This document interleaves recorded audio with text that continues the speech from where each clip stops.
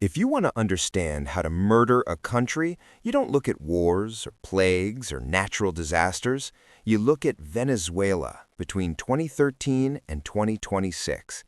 We are standing at the funeral of what was once the richest nation in South America, a country that in the 1970s had a higher GDP per capita than Spain, Greece, or Israel. A country where the middle class flew to Miami for weekend shopping trips on the Concorde. A country that sits on the single largest proven oil reserves on the planet, more than Saudi Arabia, more than Russia, more than the United States. And yet, today, that country is a graveyard of ambition. For the last decade, we have watched a spectacle of economic suicide so complete, so total, and so devastating that economists have had to invent new charts just to map the decline. We aren't talking about a recession. We aren't even talking about a depression. We are talking about a collapse that rivals the fall of the Soviet Union or Zimbabwe under Mugabe, but without a major war to blame it on. This is the story of Nicolás Maduro. But this isn't just a political story, it is a forensic accounting of a heist. The mainstream narrative often tells you this was about socialism or bad luck with oil prices. That's the polite version. The truth is far darker. The destruction of Venezuela's economy was not an accident, it was a feature. It was a deliberate dismantling of the private sector, a looting of the state treasury on an industrial scale, and the transformation of a sovereign nation into a money laundering operation for a criminal cartel. Over the next hour, we are going to ignore the propaganda and look at the math. We are going to detail how one man, a former bus driver with no economic training, took the wheel of the Ferrari of Latin America and drove it straight off a cliff, while his passengers were locked inside. We will cover the Cadivi scam that siphoned billions into offshore accounts. We will look at the destruction of PDVSA, the state oil company that was cannibalized for parts. We will explain the mechanism of hyperinflation that turned the monthly minimum wage into the price of a single carton of eggs. Forget what you think you know about sanctions or imperialism. Those came later. The poison was administered long before the world started paying attention. This is the autopsy of the Venezuelan economy, and the cause of death is clear. To understand the crash, we have to go back to the moment Nicolás Maduro took the throne. It is March 2013. Hugo Chavez, a charismatic firebrand who had ruled Venezuela for 14 years, is dead. Chavez was a polarizing figure, yes. He spent wildly on social programs and began the expropriations that would later rot the economy. But Chavez had one thing that covered a multitude of sins: $100 a barrel oil. During the Chavez years, oil prices were skyrocketing. It was the greatest commodity boom in history. Trillions of dollars flooded into Venezuela. It was easy to look like a genius when money was pouring out of the ground faster than you could spend it. But when Nicolás Maduro, Chávez's hand-picked successor, put on the presidential sash, the party was ending. Maduro didn't inherit a booming economy. He inherited a bubble that was about to burst.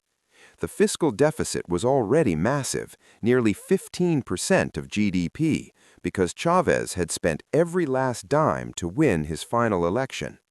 The infrastructure was crumbling, because for a decade nobody had invested in maintenance, they had just spent the cash. Maduro had a choice in 2013.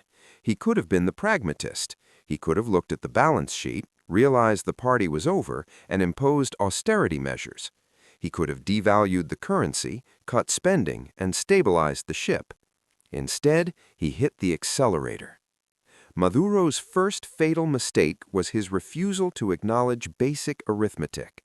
As oil prices began their slow descent in 2014, crashing from $100 to $50 and eventually lower, Venezuela's income was cut in half. Any rational government would cut spending. Maduro increased it. He maintained the most destructive policy of the Chavez era, currency controls. Let's explain this because it is the engine of the corruption. In Venezuela, you could not legally buy dollars. You had to go to the government. The government set an official rate that was a fantasy. Let's say the official rate was 10 bolívares to $1, but on the black market, the real street value was 100 bolívares to $1. If you were a friend of Maduro's, a crony, a general, a party loyalist, you could get dollars from the government at the rate of 10. You could then turn around, sell them on the black market for 100, and instantly make a 900% profit. You didn't produce anything, you didn't build anything, you just moved paper from one desk to another. This wasn't a bug in the system, this was the system. Maduro knew that his power didn't come from votes, it came from the loyalty of the military and the elite. So he kept the currency controls.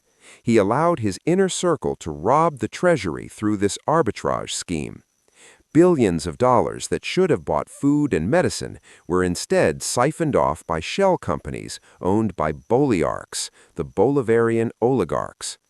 By late 2014, the shelves began to empty. Not because there was no food, but because the importers were no longer importing food. They were importing phantom containers. They would apply for dollars to import meat, get the cheap dollars, maybe import a few boxes of rotten scraps to show customs, and pocket the millions. Maduro's response?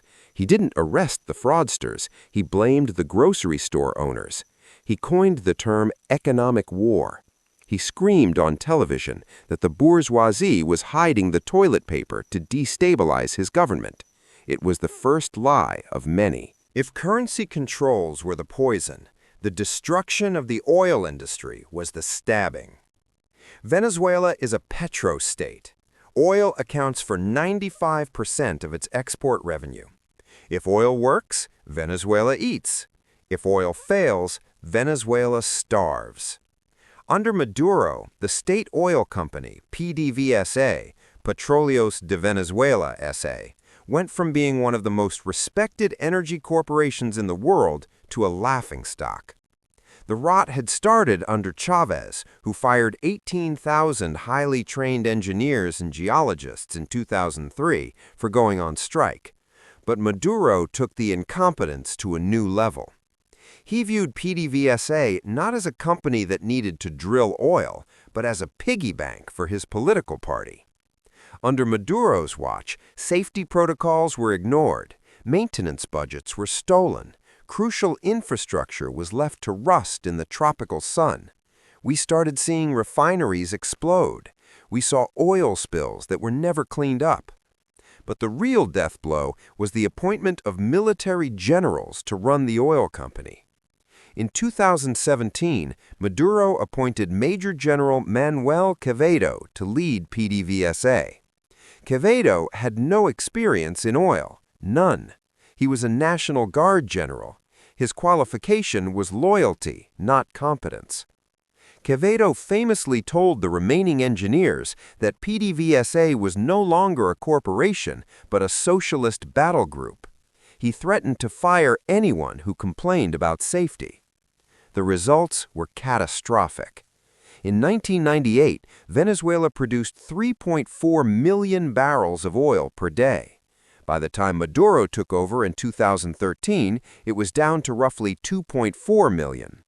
By 2020, it had collapsed to under 400,000 barrels per day. Think about that. In a world hungry for energy, with the largest reserves on the planet, Venezuela's production dropped to levels not seen since the 1940s. This wasn't because the oil ran out. It was because the pumps broke and nobody knew how to fix them. It was because the foreign partners, companies like Halliburton or Schlumberger, were unpaid and eventually left. It was because the skilled workers fled the country, driving taxis in Houston or Madrid instead of managing rigs in Maracaibo. The direct and controversial truth here is that Maduro sacrificed the nation's only source of income to buy military loyalty. He gave the oil revenue streams to the generals to keep them from launching a coup. He let them strip the company for scrap metal. When production collapsed, the money stopped coming in. And when the money stops in a country that imports 80% of its food, people start dying.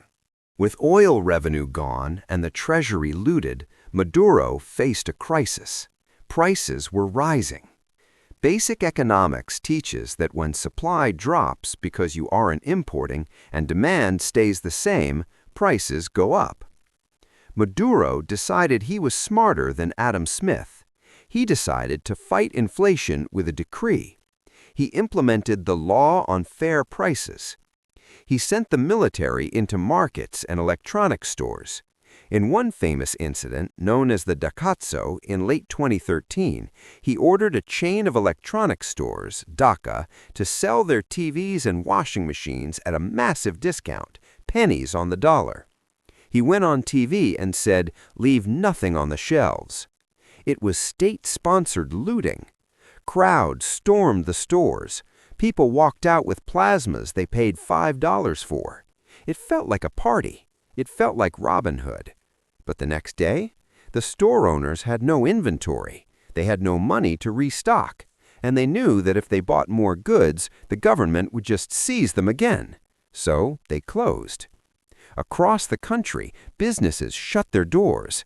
Bakeries stopped baking bread because the government set the price of a loaf lower than the cost of the flour. Farmers stopped milking cows because the price of milk was fixed below the cost of feed. This created the bachaqueros, black market resellers. Ordinary Venezuelans would queue for 10, 12, 14 hours a day outside state supermarkets to buy the price-controlled goods, pasta, flour, oil. Then they would resell them on the street for 50 times the price. Society broke down. Being a doctor or a professor became pointless. Why save lives or teach physics for a monthly salary that brought 2 chickens when you could make 10 times that amount reselling a tube of toothpaste? Maduro's solution to the shortages was not to lift the price controls. It was to create the clap boxes. The clap was a box of subsidized food, bad quality rice, lentils, maybe some oil, distributed by the government directly to households. But there was a catch. You only got the box if you supported the party. The clap box became a weapon of social control. You protested? No food. You didn't vote for Maduro? No food. And the corruption within the clap program was staggering. Investigative journalists revealed that the food was being imported from Mexico and Turkey at massive markups by shell companies linked to Alex Saab, Maduro's alleged bagman. They were buying rotten food for pennies, charging the state millions, and feeding the starving population garbage. They were monetizing hunger. By 2016, the government was broke. Tax revenue was non-existent. Oil revenue was dead. But Maduro still had bills to pay. He had to pay the military. He had to pay the public sector workers to keep them from rioting.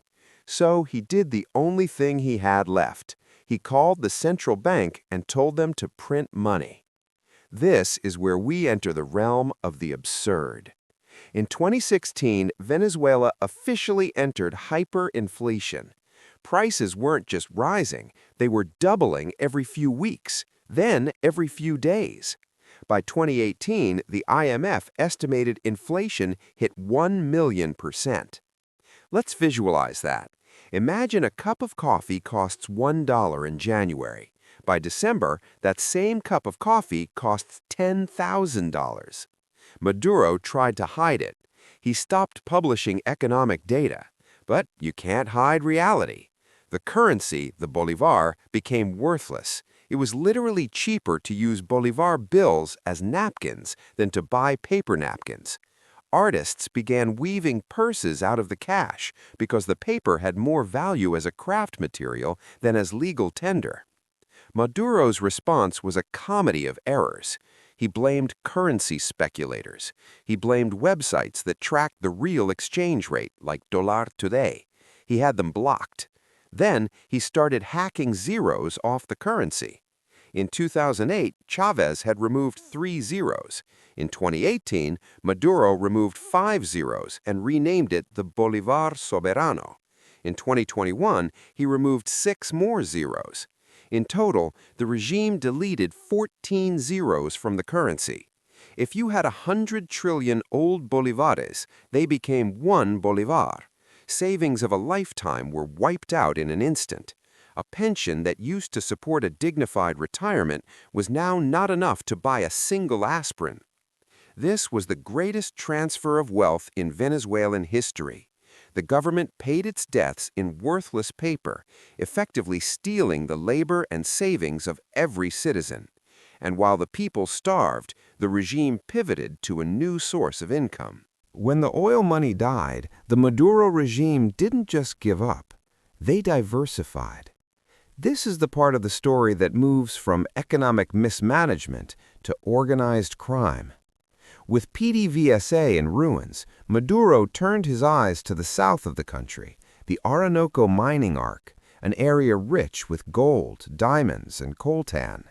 He opened it up for mining, but not regulated industrial mining.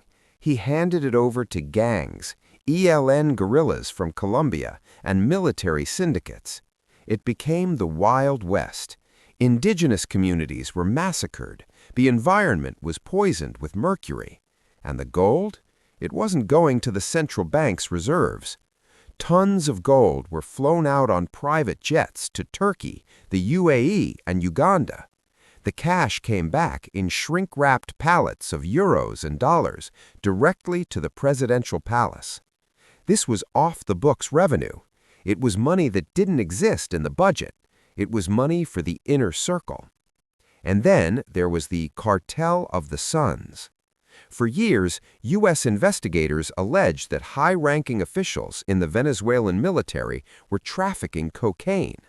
They weren't just looking the other way. They were running the logistics. The logic was simple. Maduro couldn't pay the generals with state funds anymore, so he gave them permission to make their own money. You control the ports, you can move drugs.